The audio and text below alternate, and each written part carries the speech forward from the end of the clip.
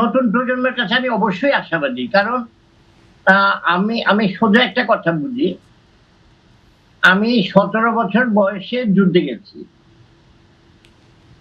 এখনকার ১০ বছরের একটা বাচ্চাও আমার থেকে বেশি বোঝে। কাজে প্রজন্ম যত পরে আর পরের প্রজন্ম হবে তারা অবশ্যই আমাদের চেয়ে বেটার হবে। আমার বাবা আমাকে আর্কিটেক্ট বা ইঞ্জিনিয়ার বানাইতে চেয়েছে।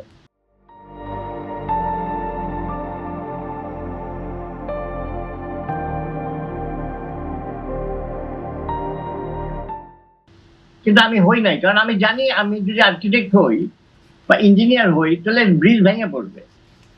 তো আমি আমার পছন্দের প্রফেশন আমি চলে গেছি। কিন্তু আমার ছেলে কিন্তু ঠিকই আর্কিটেক্ট ইঞ্জিনিয়ার হয়ে গেছে।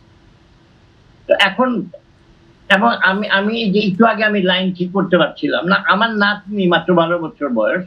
ওকে বললাম যে তুমি একটু সেট করে দিয়ে যাও। ও ২ মিনিটে ফটাফট সব করে দিয়ে চলে গেল। তো তার মানে এটা কি? নতুন যারা এসছে অবশ্যই আগের চেয়ে নতুনরা বেটার হবে।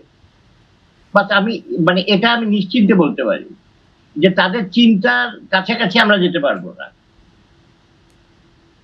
কাজে অবশ্যই এদের উপরে একটু ভরসা রাখতে হবে। ওদেরকে সময় দিতে হবে। হ্যাঁ? এবং অবশ্যই ওদের দেশের প্রতি ভালোবাসা থাকলে ওরা পারবে। ইনশাআল্লাহ পারবে।